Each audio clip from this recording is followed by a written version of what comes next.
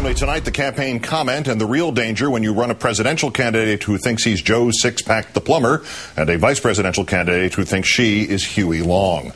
It's not that the rhetoric in a desperate flailing last week on the stump can get hyperbolic and dangerous. It's that each person on that campaign hears some of the giddying, hyperbolic, and dangerous rhetoric and tries to top it. This has ended up, as it usually does, with one of the desperate candidates going so far to the right that they meet themselves coming back in the other direction. That'd be you, Governor Palin.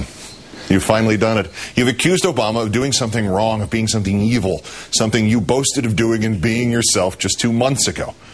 You try to figure out what this might have been while I go back and talk to those good people over there.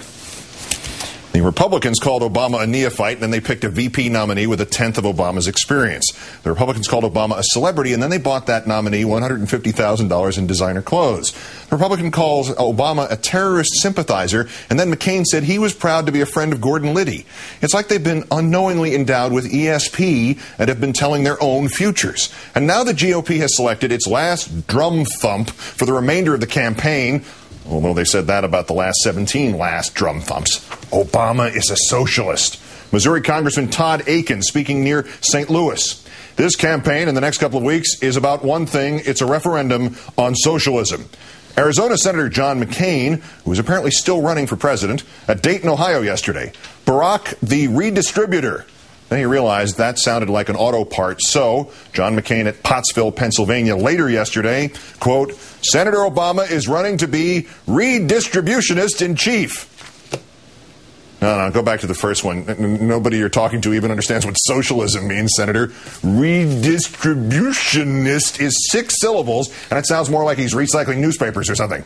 Go simpler, like Michelle Bachmann's only rival for least stable member of the House of Representatives did. Steve King, R. Iowa, 5th District, but 17th century. Warming up a crowd at a high school in Sioux City for Governor Palin on Saturday. King, who, amazingly, is still let out of the house each day without adult supervision, said of the Obama candidacy, quote, when you take a lurch to the left, you end up in a totalitarian dictatorship. There is no freedom to the left. It's always to our side of the aisle. We choose freedom and liberty. Presumably, that's why the congressman's party was good enough to torture prisoners, eavesdrop on Americans, suspend habeas corpus, demonize dissent, pay news organizations to run favorable stories, and generally come as close to a totalitarian dictatorship as any American president ever has. To choose freedom and liberty. For Congressman King and invited guests, not for the country. Can you tell I'm stalling? I mean, I'm trying to give Governor Palin over there a couple more seconds to figure out how she managed to get herself, as Shakespeare wrote of people destroyed by their own evil plans, hoist with her own petard. Got it yet, Gov? Okay, remember saying that Senator Obama was telling J.T. Plummer that it would help the country to share the wealth, a sentiment with which anybody not receiving $150,000 in free clothing would probably agree? So you went off in Des Moines. You remember this?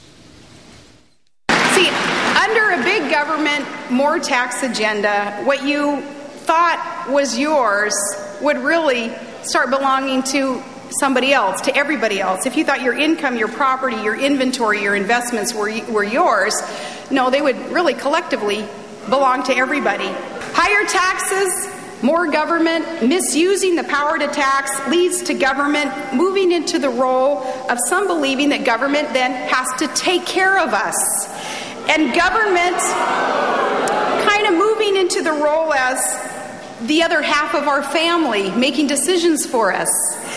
Now, they do this in other countries where the people are not free. So, Gov, Obama's not just a socialist, not just a redistributionist, redistributor, maybe not just a totalitarian, maybe not just a dictator, he may be a communist. To paraphrase you in Des Moines, Governor Obama wants to set up, unlike other candidates, collectively owning the resources by sharing that wealth and those resources. I mean, it's collectivist, sharing the wealth, socialist communism, I'd say. And still none of that sounds familiar to you, Governor? And Alaska, we're set up, unlike other states in the Union, where it's collectively Alaskans own the resources, so we share in the wealth when the development of those resources occurs. Who said that, Governor? Who was the collectivist share-the-wealther who was boasting to the reporter visiting from the New Yorker magazine of having been able to send a check for $1,200 to every man, woman, and child in the state since, quote, Alaska is sometimes described as America's socialist state because of its collective ownership of resources? Why, you said that, Governor. You're the share the wealth, collectivist, almost socialist governor, who also believes that income, property, inventory, and investments collectively belonging to everybody else leads to a misuse of power and government making decisions for us, turning countries into places where the people are not free. Places like Sarah Palin's America. Governor, all sorts of choice words apply here. Hypocrite, double talker, snake oil seller, socialist. Let me just stick with the one with which to bid you goodbye. You, Governor, are a fraud.